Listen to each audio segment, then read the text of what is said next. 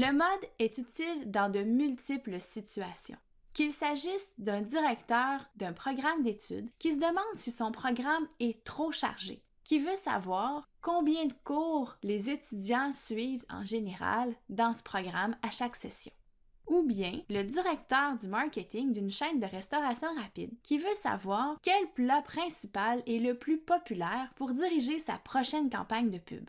Ou enfin, un intervenant social qui aimerait planifier ses interventions et donc connaître le groupe d'âge le plus représenté chez les itinérants de sa région. Dans tous ces cas, ce dont on a besoin, c'est du mode.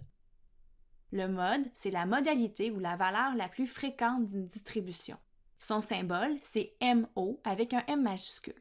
Le mode, c'est une mesure de tendance centrale, comme la médiane et la moyenne. Reprenons nos différents contextes pour vous montrer comment déterminer le mode à partir de données brutes, de tableaux et de graphiques. Le premier cas parlait du directeur des études qui voulait connaître le nombre de cours suivis par les étudiants. On a ici les résultats pour un groupe de 30 étudiants de son programme d'études. Certains étudiants suivent seulement 4 cours pendant la session, d'autres 5, d'autres 6 et ça va jusqu'à 7 cours pendant la session. Pour déterminer le mode, il faut compter combien de 4 on a, de 5, de 6 et de 7. La valeur qui a la plus grande fréquence, celle qui revient le plus souvent, c'est elle qui est le mode. Alors ici, on se rend compte que c'est le 7 qui revient le plus souvent, donc le mode, c'est 7 cours. Voici les données d'un autre groupe du même programme.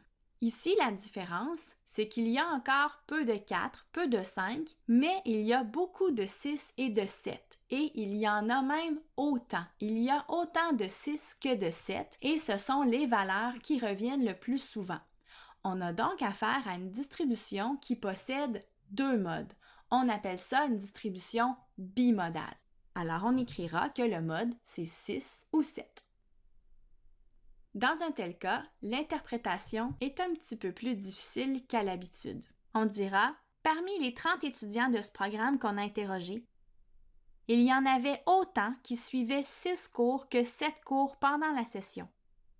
De plus, le plus grand nombre des étudiants interrogés affirmaient suivre soit 6 ou 7 cours pendant la session concernée par l'étude.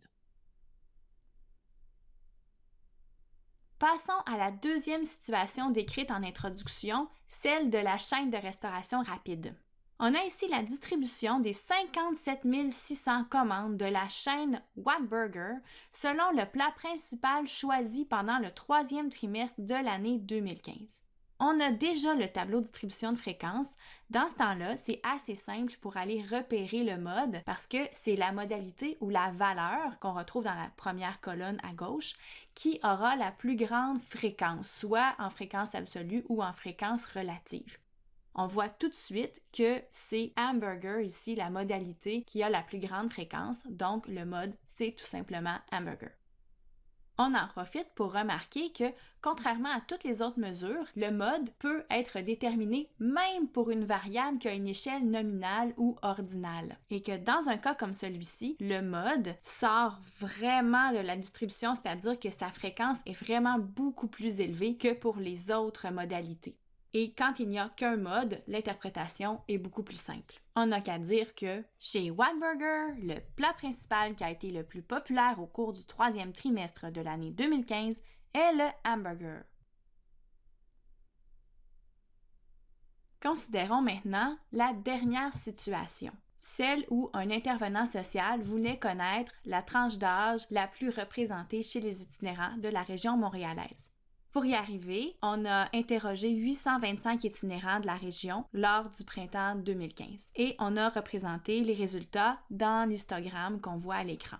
Alors, lorsque on a une situation comme celle-là où les données sont déjà classées, on ne va pas trouver le mode en tant que tel, mais on va plutôt trouver la classe modale, c'est-à-dire la classe qui a la plus grande fréquence. Ici, on voit très bien, grâce à l'histogramme, que c'est la classe des 35 à 45 ans. On dira donc que le plus grand nombre des 825 itinérants de la région montréalaise interrogés au printemps 2015 avaient entre 35 et 45 ans.